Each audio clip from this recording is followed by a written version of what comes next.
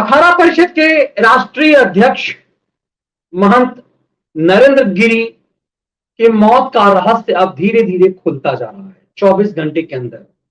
ये सवाल उठाया जा रहा था कि उनका जो 7 पेज का जो उनका सुसाइड नोट है, आखिर 7 पेज का कैसे है। तो यह भी साबित हुआ कि वो 7 पेज कहने के लिए, काउंटिंग के लिए है, क्योंकि उसमें वो एक छोटी सी डायरी का पेज है और उसमें बड़े बड़े अक्षरों में लिखा गया है, इसीलिए वो 7 पेज है। लेकिन ये जो एक रहस्य इस पूरे मामले में महंत जी के चेले आनंद गिरी ने एक खेल करने की कोशिश की थी और हरिद्वार भागा हुआ था।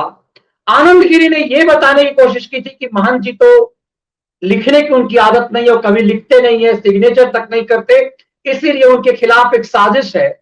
लेकिन यूपी पुलिस को वो वीडियो हाथ लग गया है जिसमें खुद महंत जी ने इस जो कुछ भी उन्होंने लिखा है उसे वीडियो विश्लेषण करके मोबाइल में रिकॉर्ड किया। अब पुलिस को, यूपी पुलिस की एटीएस को वो पूरा वीडियो मिल गया है और जानकारी के मुताबिक उस वीडियो में वही सब चीज है जो लेखनी में। तब इससे ये साफ हो जाता है कि महंत जी की मौत वो एक सुसाइड है और उस सुसाइड के लिए जिम्मेदार उनका शिष्य आनंद गिरी।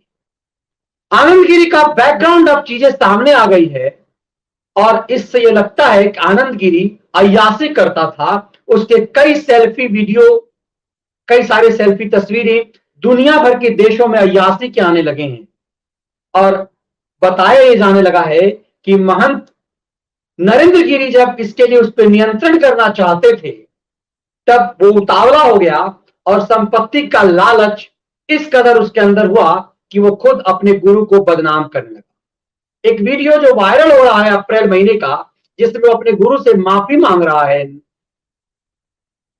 आनंद गिरी, और उसके बाद लगा कि सब कुछ सलट गया, लेकिन उसके बाद भी अपने धंधे में कहते हैं ना कि चाल चरित्र जाता नहीं है। आनंद गिरी अपने इस लालच में, अपने इस असभ्य आचरण में उसमें कोई बदलाव नहीं आया और इसके कारण जब गुरु नरेंद्र गिरी उसे कुछ समझाने की कोशिश करते थे तो चूंकि संपत्ति का लालच इस कदर उसके अंदर समाया हुआ था कि वो दूसरे के पीछे पड़ रहा था। अब उसका आरोप निरंतर ये है कि गुरु जी के आसपास जितने भी लोग थे वो बेहद धनवान हो गए। तो क्या ये संतई, ये सन्यास, इन सब के बीच वही मोह और माया है जो एक गृहस्थ जीवन में इस कदर होता है? इस पूरे प्रकरण में दरअसल इसका जितना विमर्श, जितनी चर्चा हो रही है, उससे कायदे से कहिए तो सनातनी समाज चोटिल हो रहा है और इसीलिए योगी आदित्यनाथ इस मामले में इतनी जल्दबाजी में है कि चाहते हैं कि इसमें पूरा का मामला दूध का दूध और पानी का पानी। स्वयं योगी आदित्यनाथ आज प्रयागराज पहुंचे, पूरे मामले की निगरानी की और इस मामले में एसआईटी सरकार ने गठित कर दी है और वो एसआईटी जो 18 सदस्यीय एसआईटी का गठन किया गया है जिसमें कई सारे काबिल अधिकारी हैं। अब ये सवाल ये है कि इस मौत में ऐसा क्या खास है, इस मौत में ऐसा क्या है जिससे पूरा सिस्टम हिल चुका हुआ है।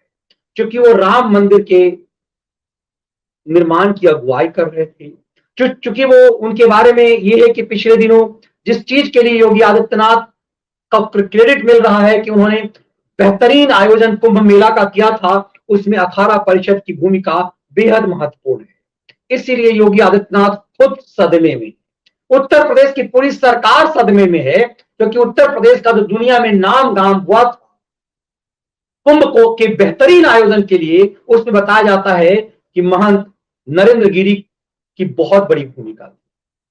ऐसे आयोजन और ऐसे दिव्य संत जिसके लिए पूरा पूरा समाज उनके प्रति एक आस्था और सम्मान रखता है, उस ऐसे दिव्य गुरु, ऐसे महामानव जिनके बारे में कहा जाता है, वो आत्महत्या कैसे करता है?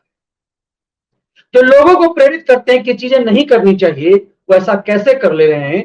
दरअसल ये जानने की जिज्ञासा भी एसआईटी को। लेकिन इस पूरे मामले में योगी आदित्यनाथ इसे बहुत गंभीरता से ले रहे हैं और योगी आदित्यनाथ आज खुद, उन्होंने लंबा समय मठ में बिताया है। एसआईटी को यह जिम्मेदारी दी है कि इसमें जितना जल्दी हो दूध का दूध, पानी का पानी हो और ये जो गॉसिप चल रहा है उस पर नियंत्रण किया जाए। इसीलिए ये जानकारी, ये जो जिस तरह से नरेंद्र आनंद गिरी इसे भरमाने की कोशिश कर रहा था, आज उसे गिरफ्तार कर लिया गया। ऑफिशियली उसे गिरफ्तारी की घोषणा कर दी गई। कल सुबह उसे, क्योंकि 24 घंटे का जो रूल है उसके मुताबिक फर्स्ट हाफ में 12 बजे से पहले उसे अदालत में पेश किया जाएगा और अदालत में पेश करके पुलिस उसे एसआईटी उसे उत्तर प्रदेश पुलिस की एसआईटी उसके लिए रिमांड मांगेगी।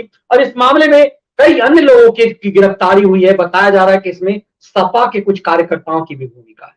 अब ये पूरा इर्द गिर्द घूम रहा है कि एक किसान नेता जो बड़े अपने आप में कह रहा था कि इस पूरे मामले में अयोध्या आंदोलन से जुड़े हुए किसी बड़े नेता, किसी बड़े महंत की मौत होगी, इस तरह की चीजें आ रही थी। इसका पूरा तारतम्य क्या है, क्या इसके पीछे का एक बड़ा खेल है? लेकिन सवाल यह है कि यदि ये आत्महत्या है तो फिर साजिश किसकी है? आपने बचपन में एक कहानी पढ़ी होगी कि एक राजा एक ही अपराध के लिए 4 लोगों को अलग अलग सजा देता है और उस दौर में जाति के आधार पर इसे बताया गया है। लेकिन जो जिसे सबसे ज्यादा सजा मिलती है वो अगले ही दिन गधे पर घूम रहा होता है और जिसे राजा सिर्फ इतना कहता है कि तुमसे ये उम्मीद नहीं थी, वो जाकर के आत्महत्या कर लेता है। संस्कृत की कहानी 6ठी 7वीं में आपने हितोपदेश में पढ़ी होगी, जिसमें राजा सिर्फ एक व्यक्ति को इतनी सजा देता है कि तुमसे ये उम्मीद नहीं थी, तुम्हें ये नहीं करना चाहिए था, वो आत्महत्या कर लेता है। और जिसे सबसे ज्यादा सजा दी जाती है, गधे पे घुमाया जाता है मुंह काला करके, वो अगले दिन फिर वही हरकत कर रहा होता है। हितोपदेश पंचतंत्र की कहानियां हमें बचपन में कई तरह की चीजें इसी लिहाज से सीख देती है। इसके लिए नहीं कहा जा सकता कि किसी महंत की आत्महत्या को समाज किसी स्वीकार्यता दे, लेकिन सवाल यह है कि महंत जी के उस सुसाइड नोट में और उस सुसाइड नोट को सत्यापित करने वाले उस वीडियो में जो चीजें हैं वो दिखाता है कि किस तरह से आनंद गिरी ने, उनके चेले ने ये तय कर लिया था कि गुरु को बदनाम करेंगे। उन्होंने कहा कि एक महिला के साथ फोटोशॉप की बात वो धमकी दे रहा था और उन्हें लग रहा था कि यदि एक बार बदनाम हो गया मठ तो भले ही सत्यापित होने में एक लंबा समय लग जाए, लेकिन साख मठ की गिर जाएगी, खत्म हो जाएगी। और वो एक महंत की जिम्मेदारी से नहीं, वो इस पूरे मामले की गंभीरता इस बात को लेकर के कह रहे हैं कि ये पूरा मामला चूंकि एक ऐसे अखाड़ा परिषद से जुड़ा हुआ है जो देश में सर्वमान्य है, जो देश में बहुत सम्माननीय है, उस अखाड़ा परिषद के अध्यक्ष की, उसके अध्यक्ष को यदि इस तरह कलंकित किया जाता है, जिसे इस आरोप को गलत साबित करने में जो वक्त लगेगा उससे पूरी साख जो है चौपट हो जाएगी। अब कल्पना कीजिए कि वो कितनी अपनी संवेदनशीलता का परिचय दे रहे थे और ये उनके दिमाग में आ रहा है कि यदि एक बार ये परिषद बदनाम हो जाएगा, अखाड़ा परिषद, तो फिर इसकी साख प्रभावित हो जाएगी। अदालत में निर्दोष साबित करने में हमें जो वक्त लगेगा तब तक इसकी बनी बनाई साख को लौटाया नहीं जा सकता। इसलिए उन्होंने कहा कि हमें इसके लिए मजबूर किया जा रहा है। उन्होंने कहा कि हम 13 तारीख को यह आत्महत्या करना चाह रहे थे, लेकिन इसकी एक लंबी प्रक्रिया हुई है। इस पूरे प्रकरण ने कई चीजों को उसके ऊपर सवाल खड़ा कर दिया है कि क्या ऐसे अखाड़ा परिषद में बेईमान, धूर्त और ऐसे ऐसे लोगों की एंट्री है। इसमें कई मामले में ऐसा लगता है कि उनकी मौत तो हुई है, लेकिन अपने शिष्य पर इस तरह का भरोसा, और सवाल यह है कि उनका शिष्य दुनिया भर के देशों में इस कदर अय्यासी करता था, तो इसे सार्वजनिक क्यों नहीं किया गया? क्या इस तरह की चीजें सिर्फ बातें कर लेना और उस पर अमल करने में अंतर है? क्योंकि आनंद गिरी की अब कई तस्वीरें, कई वीडियो आता है जिससे लगता है कि वो एक कॉलेज का एक उचक्का टाइप का, इस ढंग का एक व्यक्ति है जो दरअसल नरेंद्र गिरी महाराज का शिष्य हुआ करता था। ये चीजें कई तरह से अखाड़ा परिषद पे भी सवाल करता है और मुझे लगता है कि सनातनी समाज को इस पूरे मामले को गंभीरता से लेना चाहिए। और जिस ढंग से ये चर्चा छिड़ी हुई है, क्योंकि ये सुसाइड का मामला है, कई चीजें रहस्य की, ये कमरा, बहुत सारी चीजें इसमें एकदम से आरोसी मर्डर केस की तरह ये एकदम से रहस्यपूर्ण होता जा रहा है। कुछ समय का वीडियो क्यों नहीं है? कई लोग ये भी सवाल कर रहे हैं कि आज के डेट में जब इतने लोगों के पास कैमरे होते हैं, मोबाइल होता है, तो जब दरवाजा तोड़ा गया उस समय की कोई तस्वीर क्यों नहीं है, सबूत क्यों नहीं है, उस समय के वीडियोस क्यों नहीं है, जब वो उनकी बॉडी लटकी हुई थी तो उस समय की कोई तस्वीर क्यों नहीं है। बहुत सारी चीजें, बहुत सारे सवाल उठाते हैं, लेकिन इसके भी कई सारे जवाब हैं और उत्तर प्रदेश की एसआईटी इसे गंभीरता से तलाश रही है, क्योंकि इस पूरे मामले को बेहद गंभीरता से उत्तर प्रदेश के मुख्यमंत्री ले रहे हैं और उन्होंने तय कर लिया है कि जितना जल्दी होगा इसका दूध का दूध, पानी का पानी किया जाएगा। इसीलिए स्वयं वो आज प्रयागराज में थे। प्रयागराज में कल सरकारी छुट्टी की घोषणा कर दी गई है, स्कूल कॉलेजों को बंद कर दिया गया है और उनकी समाधि कल, महाराज जी की समाधि कल तैयार होगी।